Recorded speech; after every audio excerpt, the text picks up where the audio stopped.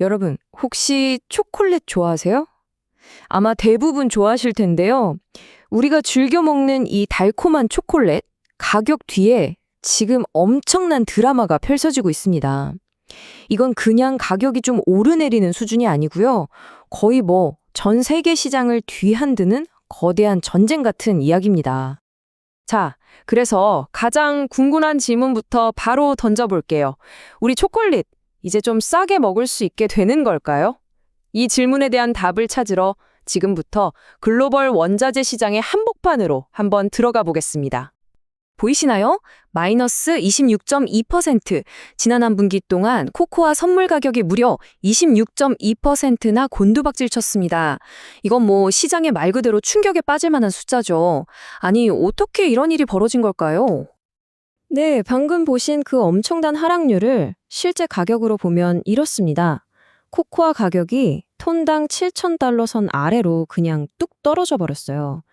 이게 왜 중요하냐면 이 7,000달러가 일종의 심리적인 지지선, 마지노선으로 여겨졌거든요. 불과 몇 달 전까지만 해도.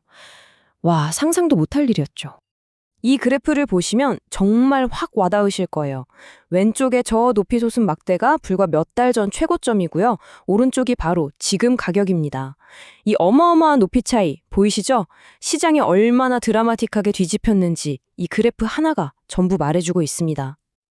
자, 그럼 지금부터 이 코코아 대폭락 사태, 대체 왜 이런 일이 벌어졌는지 그 원인을 하나씩 제대로 파헤쳐 보겠습니다. 이번 가격 폭락을 이해하기 위한 첫 번째 키워드는 바로 이겁니다. 수요 파괴. 좀 어려운 말 같죠? 근데 쉽게 말하면 이런 거예요. 가격이 너무 많이 올라서 소비재들이 도저히 이 가격에 못 사 먹겠다 하면서 아예 등을 돌려버리는 현상을 말하는 겁니다.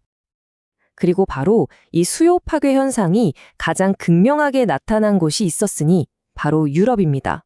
아시다시피 유럽은 전 세계에서 초콜릿을 가장 많이 소비하는 시장 중 하나잖아요. 그런데 그 큰 시장이 꽁꽁 얼어붙기 시작한 겁니다. 이건 그냥 느낌이 아니고요. 실제 데이터로도 확인이 됩니다. 유럽연합의 코코아 가공량이 코로나 사태 이후로 가장 낮은 수준까지 떨어졌어요. 작년 같은 기간이랑 비교하면 무려 7.2%나 줄어든 건데 이건 무슨 뜻이겠어요?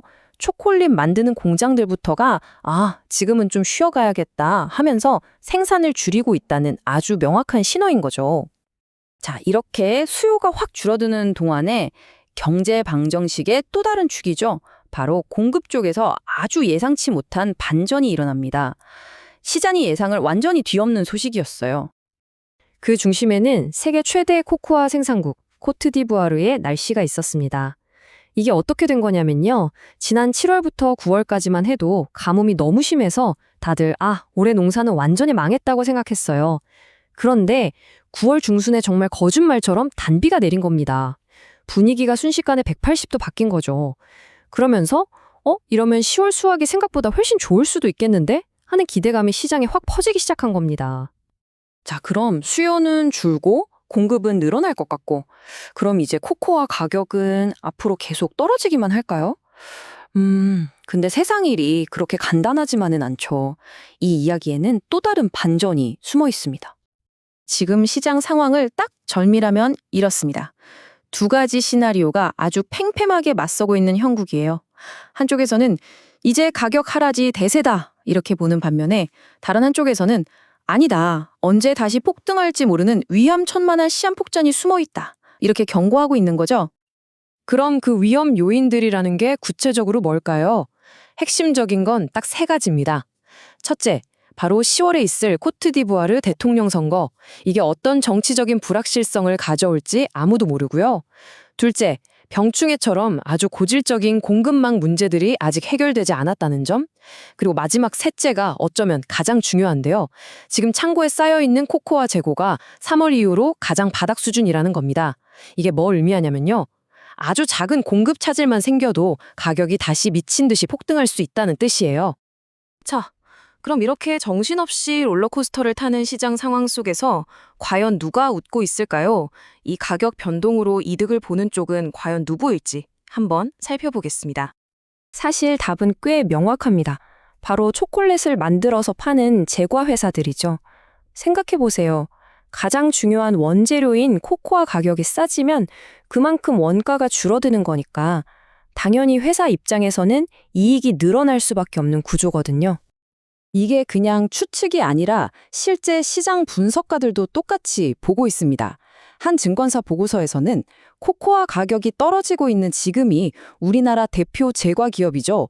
오리온의 주식을 사기 아주 좋은 타이밍이라고 콕 집어서 이야기하고 있습니다. 그래서 이렇게 매수 의견을 내면서 목표 주가로는 14만 원을 제시하기도 했어요. 코코아 가격 하락이라는 글로벌 현상이 특정 기업 주가에 어떤 긍정적인 영향을 미칠 수 있는지 아주 구체적으로 보여주는 대목이죠. 자, 지금까지 살펴본 조각들을 한번 모아서 큰 그림을 그려볼까요? 우리가 정말 아무 생각 없이 사 먹는 초콜릿바 하나에 얼마나 복잡하고 거대한 힘들이 얽혀 있는지 아마 깜짝 놀라실 겁니다. 결국 우리가 먹는 초콜릿 가격은요, 이 네 가지 거대한 힘이 서로 줄다리기를 한 결과물이라고 볼 수 있습니다. 저 멀리 서아프리카에 내리는 비 한 방울, 그리고 유럽에 사는 어떤 소비자의 지갑 사정, 또 생산국의 정치적인 상황, 마지막으로 월스트리트 투자자들의 베팅까지 이 모든 게 다 연결되어 있다는 거죠. 오늘은 코코아 이야기를 해봤는데요. 이게 단지 코코아만의 문제일까요? 한번 생각해 보세요. 오늘은 코코아였지만 내일은 우리가 매일 마시는 커피가 될 수도 있고 어쩌면 설탕이 될 수도 있겠죠. 이 거대한 글로벌 경제의 힘 앞에서 다음 차례가 될 우리 일상 속 물건은 과연 무엇일까요? 한 번쯤 주변을 둘러보시는 것도 재미있을 것 같습니다.